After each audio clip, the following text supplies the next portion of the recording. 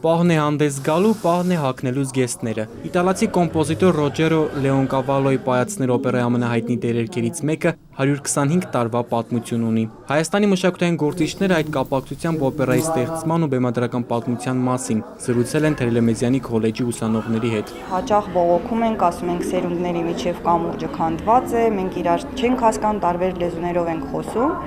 եւ մենք որոշեցինք հանդիպումներ կազմակերպել մեր ուսանողների համար, որովհետեւ ուսանողը դա մաքուր կտավ է եւ շերտերով այնինչ դնում ես, դու ստանում ես քո գեղագիտական ճաշակը, արժե համակարգը։ Նկարիչ Ռոբերտ Էլիբեկյանի խոսքով դասականը ժամանակակից սերնդի ներկայացնելու համար պետք է նոր ձևեր փնտրել։ Նախաձեռնության անդամները եւ ուսանողները ներկեցին կերպարների տիկնիկները։ Առաջ է ընկնում ժամանակը, նոր ձևեր կան